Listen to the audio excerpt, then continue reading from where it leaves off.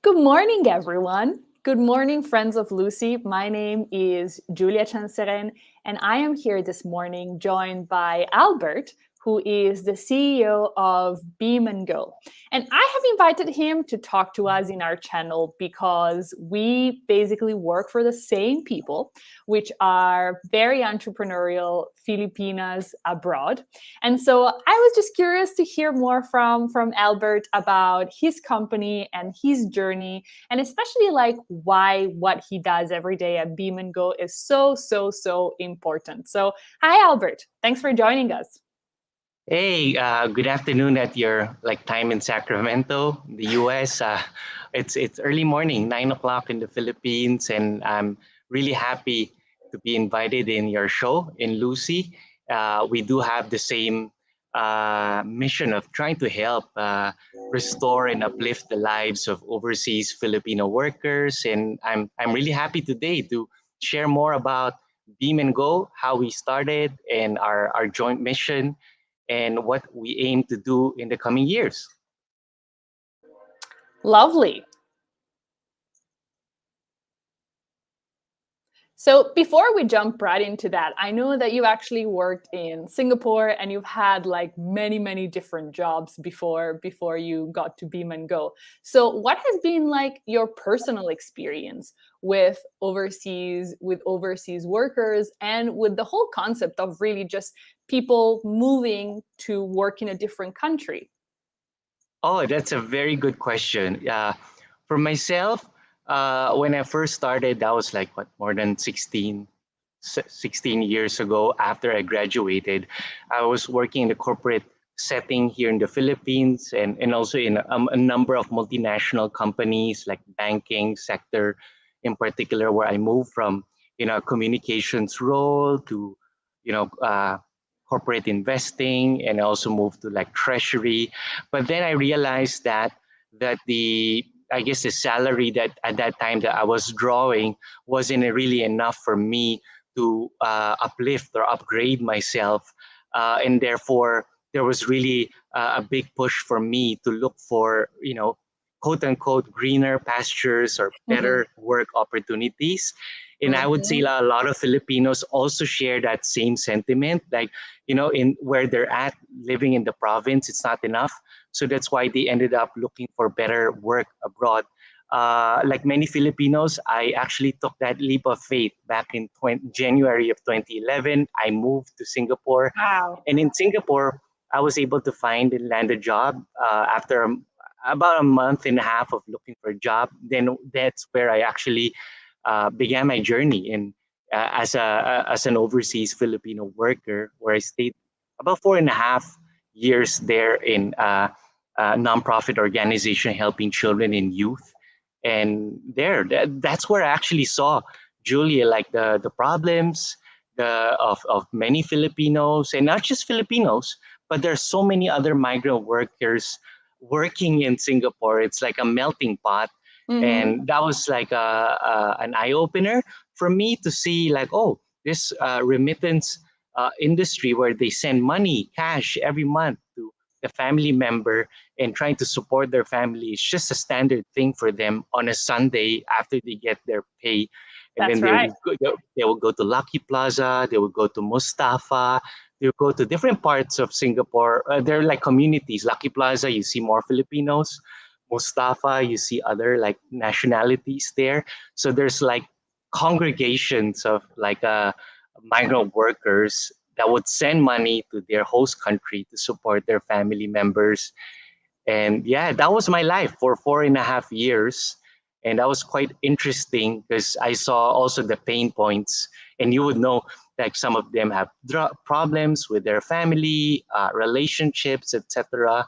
So that actually became one of our, I guess what I say, insight. Like, oh, maybe we should start a company to really address the issue. It's not just sending cash, but it's really handling finances, handling how you can spend your money more wisely, preparing for your return back to the Philippines. What is your end goal? It's really to be with your family. But then I realized a lot of them are actually 10, 15, 20 years abroad, never came back They already Wow. lost the relationship with their loved one. So, I mean, though we can go on and on, but there's like a lot of things that we can discuss today about it. Yeah. Yes, and I think it's very interesting because, as you said, very, very truthfully so, is that this is not just the experience of people from any one country. This is the experience of anybody that chooses to work in a different country to have a better future for themselves and for their family. And I can definitely relate because I come from Italy, where it's it's different, obviously, but I think that salaries, like starting salaries for fresh grads in Italy or even people with experience, are really, really small compared to the salaries in Singapore or in other countries in Southeast Asia. So from a logical standpoint, it absolutely makes sense, especially when you're young and maybe you don't have as many children yet, you don't have a house. It makes sense Mm. to travel. It makes sense to go to those greener pastures and just exploit the fact that there are more opportunities in other countries, the fact that you can get exposed to different cultures, to different environments. And ultimately, you can not just, it's not just about the money, right? It's also just about learning more than you could have learned if you had stayed back in your hometown where you were born, where you grew up. So it's more than that. And so I'm curious then to hear, how did, like, because BeamAndGo offers quite a lot of interesting services, right? So can you tell us a little bit more about the thought process behind them? Oh yeah. So what we learned before, and even with my friends, like every time that they would draw a salary, they would send over, actually maybe over 70% back to their family Wow. members, especially those who are supporting an extended family, like education of their brothers, sisters, and medication bills of their parents who are sick, and groceries like day-to-day needs. And we learned that like their families are, they put their hopes and dreams to their family member who's working abroad to help support them. And we realized that sending cash is actually counterproductive for many of them, Oh, because after sending of cash, if they're not financially literate, the money tends to get misused by the family member. And we have horrific stories of, oh, you know, wow. dads who are using it for alcohol, drugs, womanizing. That's more on the extreme side, but there are also others who are sending cash, but then the family member in the Philippines would not be financially literate enough to use it wisely. So they would, misuse it, spend on a lot of more expensive stuff rather than the basic needs. So we started Mhm. creating this marketplace, Julia, where we created like e-vouchers or electronic gift certificates, and we work with the supermarkets. And many of them I've known in like the provinces in the Philippines. So when Mhm. we were new, I was flying directly from Singapore to Cebu, Singapore to different parts of the Philippines, because I was still working in my job in Singapore and trying to see how this would play out. Then later on, we realized that, oh, for this to really grow, I needed to get more supermarkets around the Philippines, and that's what we did. We partnered with supermarkets. We told them our vision. We told them that, okay, they can purchase any item in your grocery except for alcohol and cigarettes, and they were on board. They realized that this is a good idea, that instead of the money going to a pawn shop where they would have to queue and get the money, and it saves them time, money, to Mhm. if it goes straight to the grocery, credits in the form that they can use in the grocery. Then we teach them how to budget wisely, and that's always been our advocacy. We always have live sessions where we tell them how to budget when you're in Mhm. the grocery, branded versus local, like perishable, non-perishable. They needed to be educated, and that was really the core product that sells really well until today.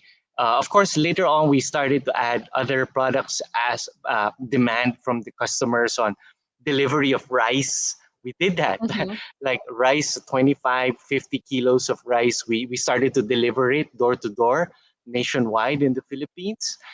We had even the famous, I don't know if you tried it there in Lucky Plaza, the Jollibee, the fried Yes, chicken. I have. I've tried it.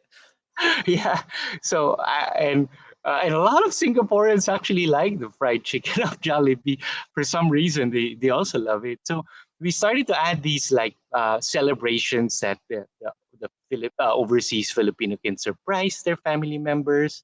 So that's basically a curated marketplace that we created, and that allows them to budget and to choose. Basically, we're shifting the empowerment from the beneficiary, we give it back to the sender.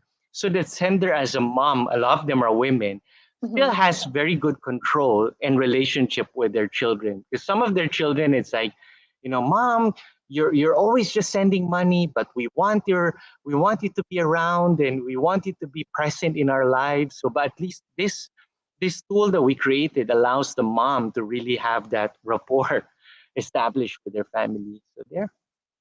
That's really like a beautiful mission and a beautiful execution of the plan. And that is why when we first connected, I was so excited to hear that we were doing like a special offer together, because this just makes so much sense. And I think what Lucy and BeamAndGo are doing is that we are solving the same problem with two different solutions that are effectively complementary.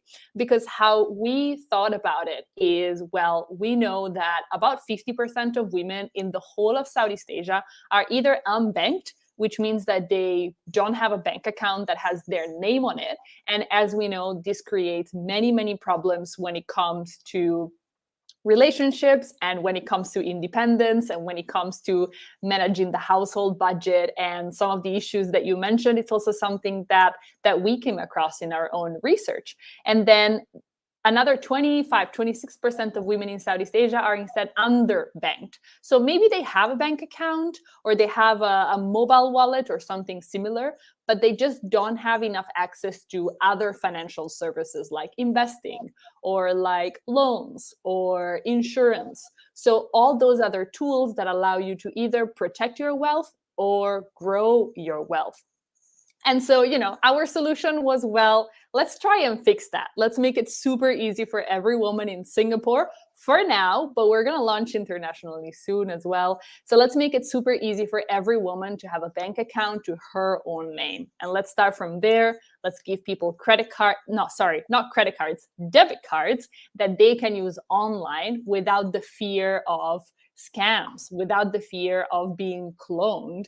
And so in your experience, do you find that a lot of your customers, what do they use? What do they use to spend money or to budget? Because I hear, but I might be wrong, I hear that a lot of foreign domestic workers, they really, really love handling cash because it feels more real than a bank account.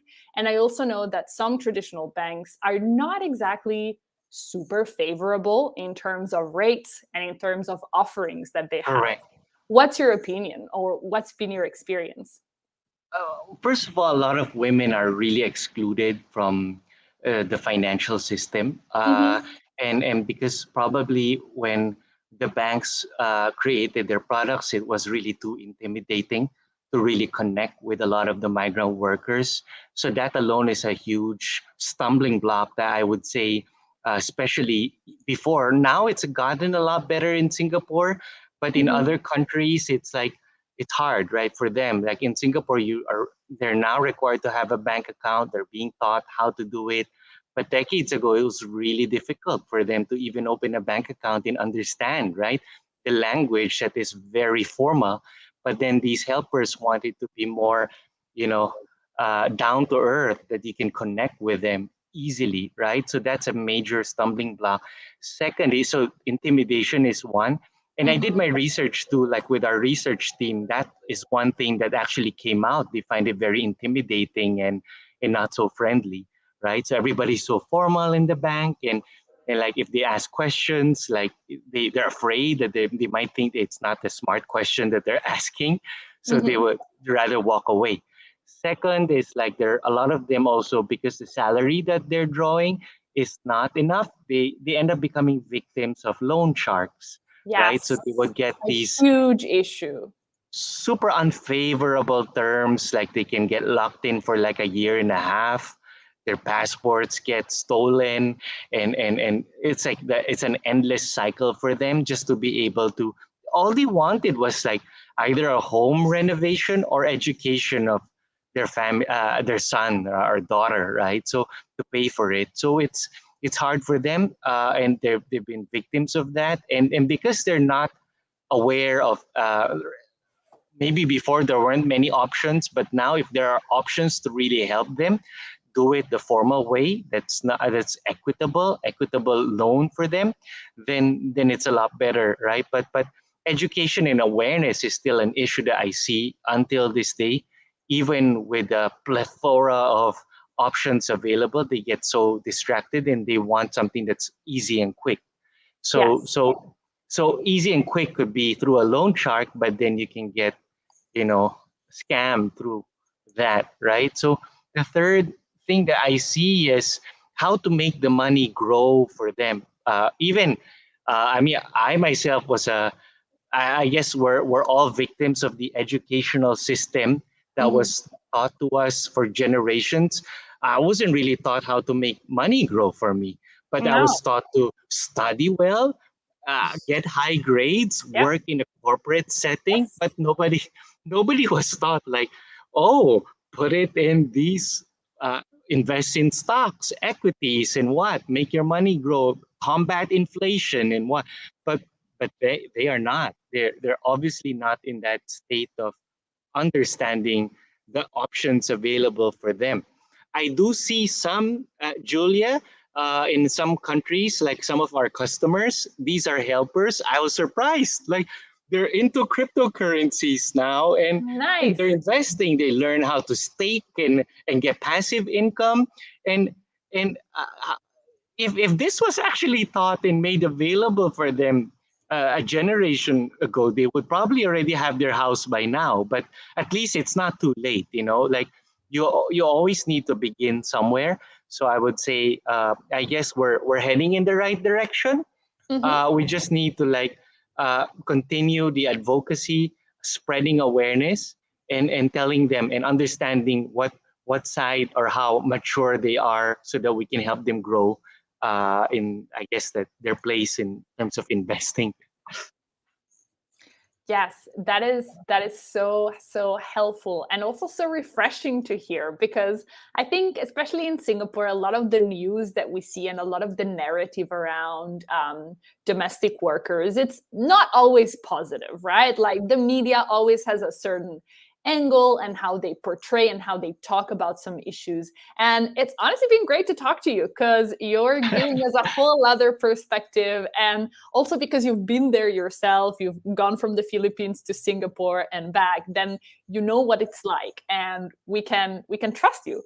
So I'm just going to mention quickly one of the features that Lucy has, especially for this, just because it's so relevant. That one feature that we are going to roll out soon is the fact that we're going to allow domestic workers to have early access to their own wages, so that instead of getting paid once per month at the end of the month, they can basically withdraw an advance on their salary based on how many days of the month they have worked, so that they could hypothetically take some money out of their salary every week, so that they can maybe budget it better, or so that they can send more vouchers to their families on a weekly basis, so that it's also like a smaller sum, so that it's easier to manage. And this is something that we knew was needed, because otherwise getting a formal loan in Singapore, banks usually require you to have quite a high capital or quite a high collateral for Yeah. anybody, not just domestic workers. We're talking tens of thousands of dollars, which is not a small amount. And the biggest obstacle to actually growing your wealth is, first of all, not being a victim of loan sharks, or not having money wasted in addiction, for example. But then on top of that, only when you don't have that problem is where you can then focus on investments, on passive income, on renovating your house, or maybe building a second house that you can sell on or rent out. So Yeah. you need all these steps, and so we're trying to be a part of the ecosystem by building those super easy to use tools that just work from a phone. That way it's easy and everybody can use it, and it's just an app, and we're all used to using apps these days. And I know that even your site is great on mobile, because it has to be, right? Otherwise nothing gets done. So have you seen any other creative ways that domestic workers use to grow their income or grow their wealth? That one is the first thing that I saw, which was like from our longtime customer. She moved from Hong Kong to Singapore, and now she's Mhm. in the Middle East. And maybe it's also with the maybe her employer taught her how to invest in cryptocurrency. But Smart. I could see it. Like she even posted in Facebook, oh, she earned this much, and it's good. Like she's also spreading that awareness or advocacy to other helpers that would know, oh, how did you do that? Like, can you teach me how to do that? And then, oh, Mhm. then she would respond, it's easy, or you can do this and that. So another way that I can see a lot of these Filipinos, and that's why one of our advocacies in Beam and Go, we started a program, we call it Be a Millionaire Program. Aha. And the Be a Millionaire Program, basically, it's an agent platform where these helpers can actually become entrepreneurs, and Aha. they can resell the products of Beam and Go through an app. So we have our website, but they have a special website for the sellers. Once Mhm. they become a seller, they can actually sell our Beam and Go products to their friends abroad who are Filipinos, also supporting somebody in the Philippines, and they can earn commissions from every sale, or they can put a small markup on top of it. So Great. we started doing that, and we've had very good testimonials of some of them in Singapore that are earning more than twice their salary uh, a Wow. month just from selling our products. And I'm surprised some of them, like especially during like November, December time, there's one that is able to earn like 50,000 pesos a month, which is more than double what they're earning as a helper there in Singapore. That is So, awesome. and we feel that like a lot of Filipinos, they just need to be educated. Of course, everybody needs to be educated, but at least Mhm. make them feel that, hey, doesn't mean that you're not a college graduate, you won't become rich or a millionaire. Everybody can actually become a businessman. All you need is just that drive and that entrepreneurial spirit. And a lot of Filipinos are very enterprising, especially because of this pandemic. And some of them have actually lost their jobs or cut their salaries abroad. So they needed to find other ways to augment their income. So I would say that's another way that I'm seeing as a trend that's happening now abroad for these Filipinos to survive. And yeah, I think as we usher in this new, I think what to be honest, like Julia, we're reaching that point. We call it like fourth industrial revolution, like the Mhm. level playing field. I know internet is still not made available in the entire Philippines, but like the connection. But once they connect to that Starlink or that satellite satellite internet where everybody is connected, then I think that would usher in that level playing field, and everybody has a chance to become successful. Yes, absolutely. And that's also what we believe in. That's also why we are trying to make Lucy as easy to use, but especially like as available as we can in as many countries in Southeast Asia and beyond, next stop world domination. Because this is not just something for any one nationality or any one group of people. So something that is funny, because it's sometimes people get confused, because when they see Lucy, some people think that we're a charity, and or some people think that we're just giving away like free money to people. But actually we work with pretty much any woman in Singapore that wants to have a bank account. And early on, we realized that obviously domestic workers are super entrepreneurial. And sometimes they get looked down upon because maybe they are not as well educated, or because they are in this very, in a way, traditional job industry, right, where everybody seems to think, oh, they're just inferior. That's what some people think, and I think it couldn't be further away from the truth, because I have seen some amazing stories of women working abroad for a few years and then going back to their city and single-handedly changing the future of their families. And we want to support those women. We also want to support women that are born in Singapore and raised in Singapore, because Lucy can also simplify things for them. So since I know that these broadcast is going to Facebook, LinkedIn, and YouTube, where we have quite a different audiences, for any employers, so for any families that maybe they employ a domestic workers, what would be your top advice on how they can support their domestic workers, or even their friends or families' domestic workers, into improving their life and improving their financial literacy?